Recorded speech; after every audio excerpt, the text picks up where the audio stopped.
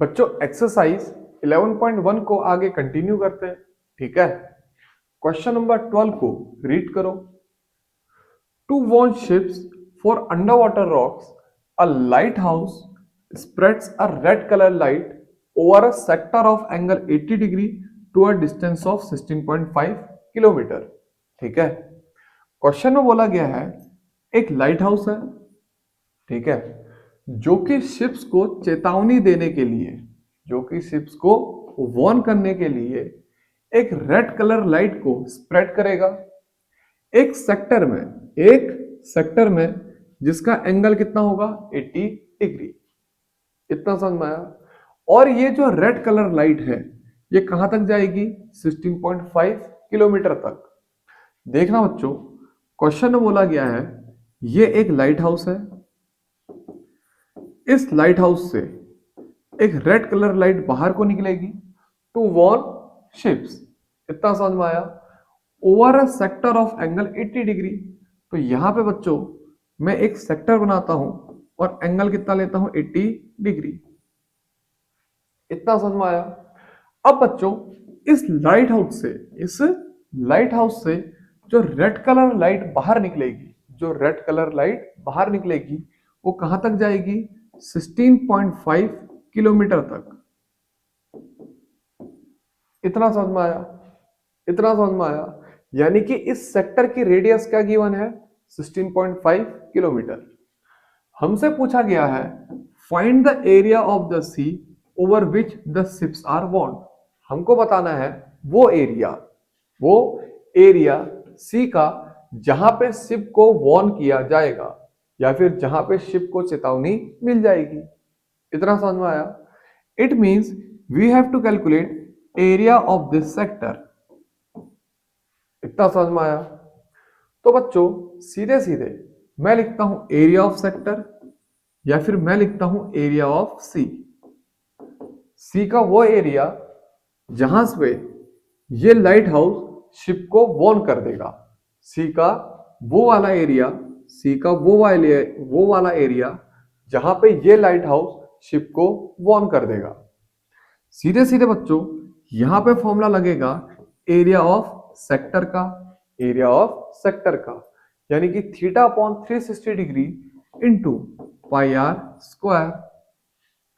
अब बच्चों ये जो सेक्टर है इसका एंगल कितना है 80 डिग्री अपॉन 360 डिग्री को ऐसे ही लिखेंगे। पाई की वैल्यू हमसे क्या यूज करने के लिए बोला गया है 3.14, तो पाई की वैल्यू यूज करेंगे 3.14 इंटू आर का स्क्वायर। बच्चों इस सेक्टर की जो रेडियस है वो क्या है 16.5 किलोमीटर। तो यानी कि आर की वैल्यू क्या पुट करूंगा मैं 16.5 और उसका स्क्वायर। आर की वैल्यू क्या पुट करी 16.5, तो मैंने लिखा 16.5 का स्क्वायर। इतना समझ में आया। अब बच्चों ये कैलकुलेशन करो, तुम्हारा आंसर आ जाएगा। देखना बच्चों 40 से 80 को कट करोगे तो आएगा 2, 40 को 360 से कट करोगे तो आएगा 9, यानी कि हम लिखेंगे 2/9 इंटू 3.14 इंटू 16.5 इंटू 16.5। इतना समझ में आया, इतना समझ में आया। अब बच्चों इस 9 को 3 से कट करोगे तो आएगा 3। इतना समझ में आया। इस 16.5 को अगर 3 से कट करोगे तो ये क्या आएगा बच्चों, ये आएगा 5.5। इतना समझ में आया। ऐसे बच्चों इस 3 से 16.5 को फिर से कट करना, ये क्या आएगा 5.5। इतना समझ में आया। यानी कि बच्चों हमारा आंसर होगा 2 इंटू 3.14 इंटू 5.5 इंटू 5.5। अब बच्चों 3.14 को 2 से मल्टीप्लाई करो, ये क्या आएगा 6.28। इन दोनों को मल्टीप्लाई करके मैंने क्या लिखा 6.28। अब बच्चों 5.5 को 5.5 से मल्टीप्लाई करो या फिर 55 का स्क्वायर निकालो जल्दी से फास्ट। ये क्या आएगा बच्चों 30.25। इसको इससे मल्टीप्लाई करोगे तो वैल्यू क्या आएगी 30.25। अब बच्चों इसको इससे मल्टीप्लाई करो, तुम्हारा आंसर आ जाएगा। ये या तो 190 आएगा या तो 187, 188 कुछ ऐसे ही आएगा। जल्दी से मल्टीप्लाई करो, तुम्हारा आंसर आ जाएगा फास्ट।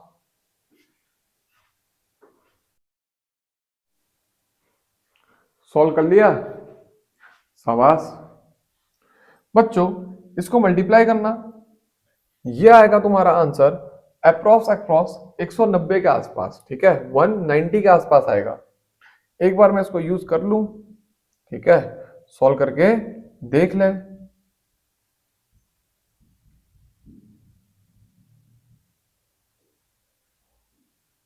ये आ रहा है बच्चों 189.97, ठीक है। एरिया ऑफ सी ये आया 189.97।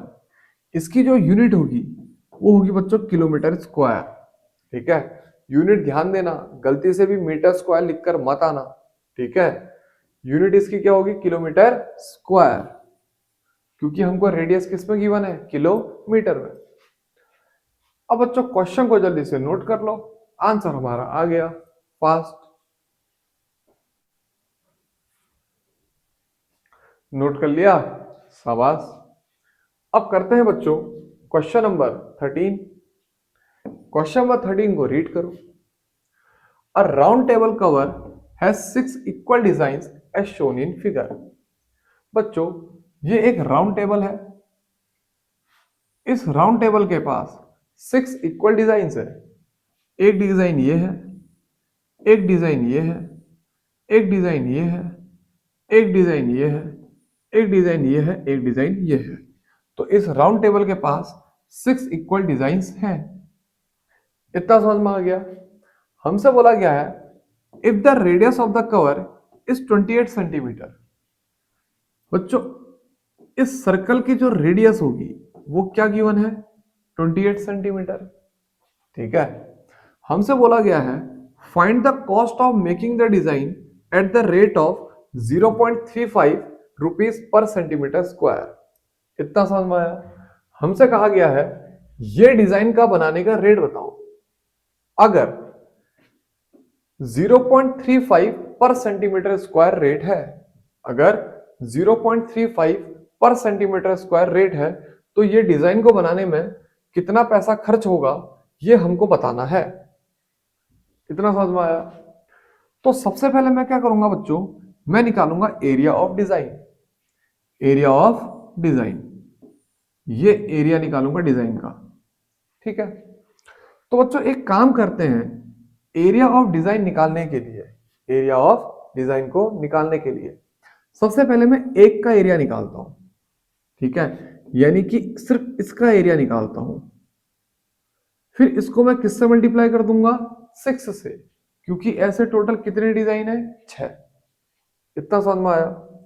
तो बच्चों ध्यान देना, कॉस्ट निकालने के लिए सबसे पहले मैं लिखूंगा एरिया ऑफ माइनर सेगमेंट। इस डायग्राम में सबसे पहले मैं कैलकुलेट कर रहा हूं एरिया ऑफ माइनर सेगमेंट, यानी कि ये वाला एरिया। इतना समझ में आया। ध्यान देना, ये क्या बनाया मैंने, एक सेक्टर, ठीक है। इसकी रेडियस कितनी है बच्चों, 28 सेंटीमीटर। सेक्टर की रेडियस क्या है बच्चों, 28 सेंटीमीटर, ठीक है। और मेरे को कैलकुलेट करना है ये माइनर सेगमेंट का एरिया। इतना समझ में आया। सीधे सीधे क्या लिखेंगे बच्चों, एरिया ऑफ सेक्टर में से माइनस कर दो एरिया ऑफ ट्रायंगल को, ठीक है। हमने ऐसे क्वेश्चन करे हैं। ये एरिया निकालने के लिए मैंने इस सेक्टर के एरिया से इस ट्रायंगल के एरिया को माइनस कर दिया। इतना समझ में आया, इतना समझ में आया। सेक्टर का एरिया क्या होगा बच्चों, theta upon 360 degree into pi r square, ठीक है, minus area of triangle. Area of triangle क्या होगा, ये होगा बच्चों √3/4 इंटू आर का स्क्वायर, ठीक है। समझ में आया, नहीं समझ में आया तो बच्चों ध्यान देना, ठीक है। मैंने क्या करा, सीधे सीधे मैंने पहले क्वेश्चन रीड करा और क्वेश्चन में हमको गिवन है एक सर्कुलर क्लॉथ टेबल है, ठीक है, एक सर्कुलर कपड़ा है। इस सर्कुलर कपड़े में साइड साइड में ये क्या बने हैं डिजाइन, और ये टोटल 6 इक्वल डिजाइन है। इतना समझ में आया, इतना समझ में आया।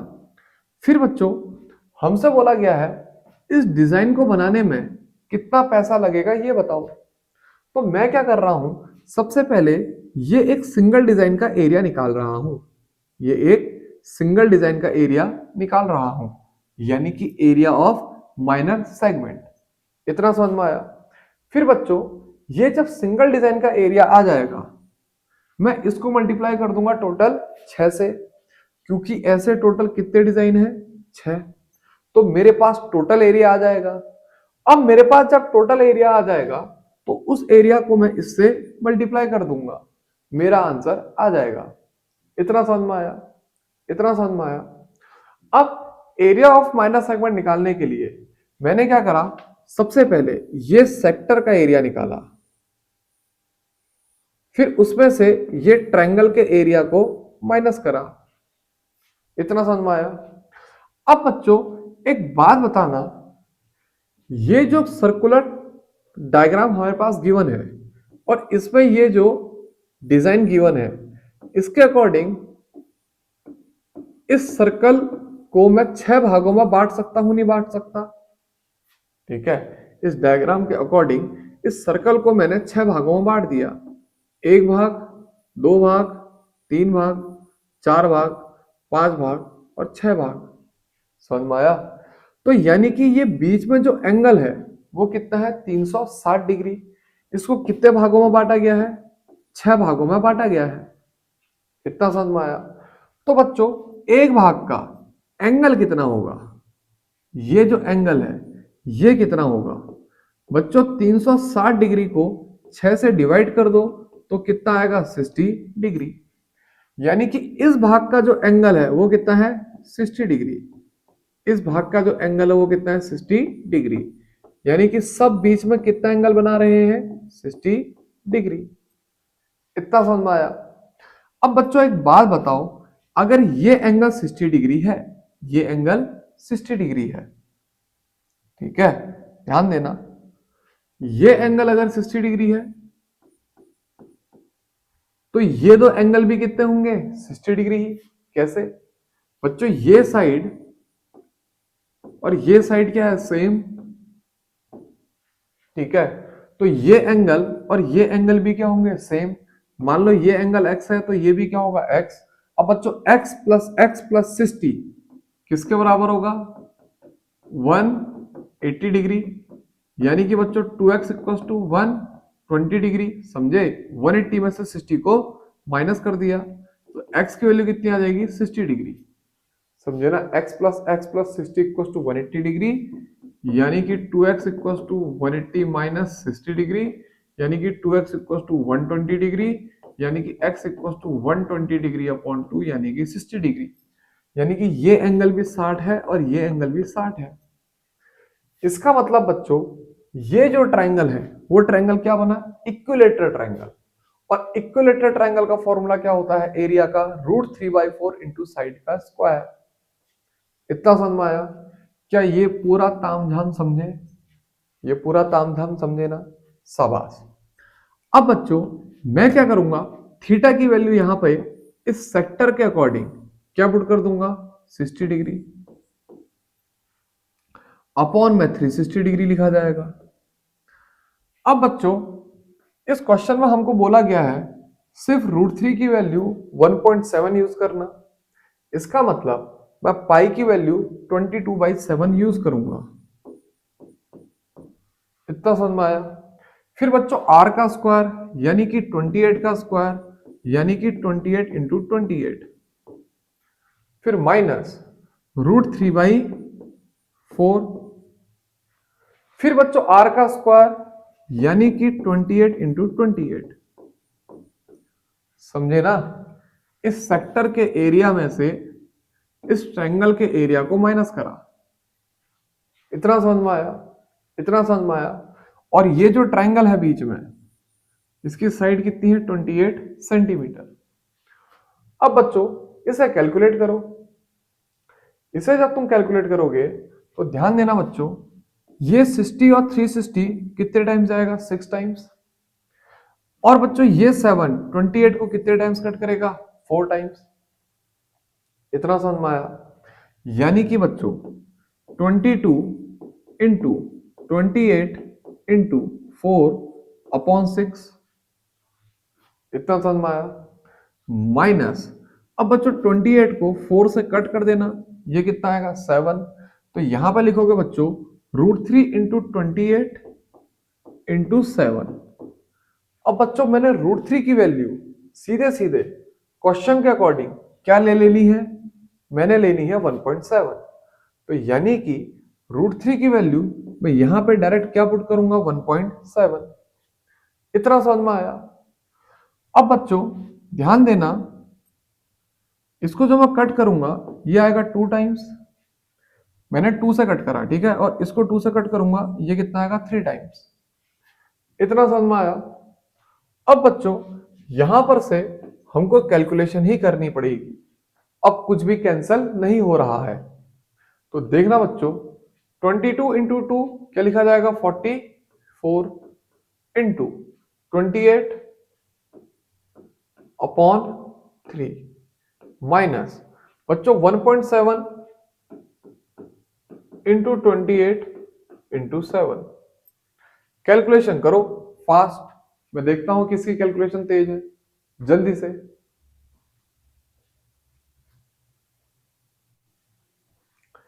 कैलकुलेट कर लिया? शाबाश। अब देखना बच्चों कैलकुलेट करते हैं। पहले 44 को मल्टीप्लाई करते हैं 28 से, तो यानी कि बच्चों ये आएगा 1232, ठीक है, डिवाइडेड बाई 3। इन दोनों को मल्टीप्लाई कर लेना, कितना आएगा? 1232, फिर डिवाइडेड बाई 3। इतना समझ में आया बच्चों? अब इसको जब 3 से डिवाइड करोगे ये आएगा 411। इसको जब 3 से डिवाइड करोगे ये अप्रोक्स वैल्यू आएगी 411। पॉइंट में भी आगे कुछ आएगा। इतना समझ में आया? इतना समझ में आया? फिर बच्चों माइनस, ठीक है बच्चों, इसको जब तुम सॉल्व करोगे तो पहले एक काम करना, 28 को 7 से मल्टीप्लाई कर लेना, तो ये आएगा बच्चों 196। 28 को 7 से मल्टीप्लाई कर लेना, क्या आएगा? 196। फिर मल्टीप्लाई करना बच्चों इसको 1.7 से, इसको मल्टीप्लाई करना बच्चों किससे? 1.7 से, तो ये आएगा बच्चों अप्रोक्स वैल्यू 333। ये अप्रोक्स वैल्यू, हाँ, इसके बाद पॉइंट में भी आगे कुछ आएगा, और ये भी अप्रोक्स वैल्यू है, इसके बाद पॉइंट में भी आगे कुछ आएगा, मैंने राउंड ऑफ में लिख दिया। अब बच्चों इससे इसको माइनस कर दो, 411 में से 333 को, ठीक है बच्चों, क्या करोगे? 411 में से 333 को माइनस कर लोगे, तो बच्चों ये वैल्यू आएगी अप्रोक्स 11 में से 3 को माइनस करना कितना आएगा बच्चों? 8। फिर 10 में से 3 को माइनस करना कितना आएगा? 7। तो यानी कि बच्चों ये आएगा लगभग 78 सेंटीमीटर स्क्वायर। तो यानी कि बच्चों area of one minor segment कितना आया? 78 सेंटीमीटर स्क्वायर। अब मैं निकालूंगा एरिया ऑफ डिजाइन, ठीक है, अब मैं लिखूंगा एरिया ऑफ डिजाइन। यह है स्टेप 1, यह है स्टेप फर्स्ट। इतना समझ में आया? अब हम लिखेंगे देयरफॉर एरिया ऑफ डिजाइन, यानी कि स्टेप सेकंड। मैंने लिखा बच्चों एरिया ऑफ डिजाइन, ठीक है।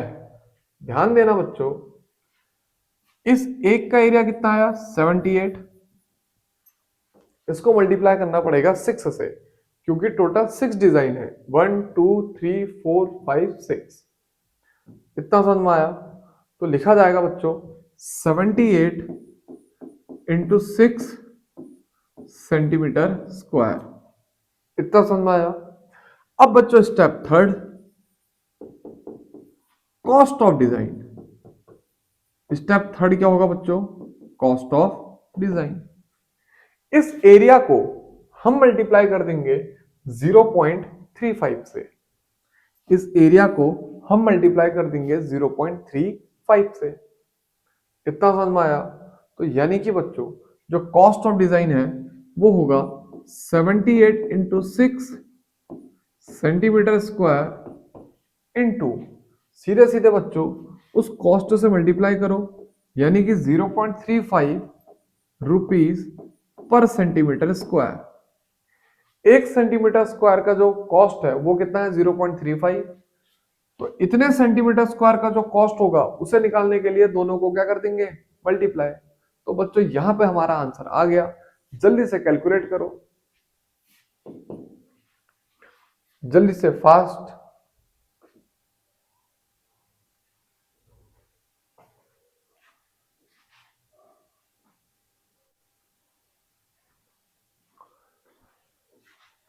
कर लिया? कर लिया तो बच्चों शाबाश। नहीं करा तो यहां पे देखो, 78 को बच्चों जब 6 से मल्टीप्लाई करोगे ये आएगा 468। फिर बच्चों इसको मल्टीप्लाई करना पड़ेगा 0.35 से, तो लगभग लगभग बच्चों हमारी अप्रोक्स वैल्यू आएगी 163.8 रुपीज। ये एक अप्रोक्स अमाउंट है कि इतना पैसा खर्च होगा। अब बच्चों यहां पर को क्वेश्चन कंप्लीट। जल्दी से क्वेश्चन को नोट कर लो।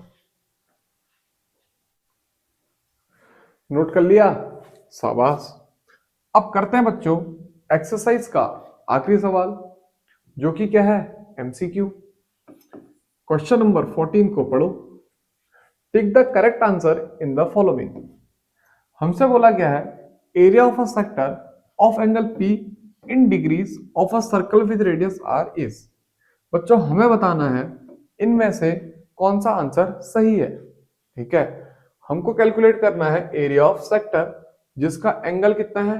P और रेडियस कितनी है? R। एक बात बताना, हमें पता है एरिया ऑफ सेक्टर कितना होता है? Theta upon 360 degree into pi r square.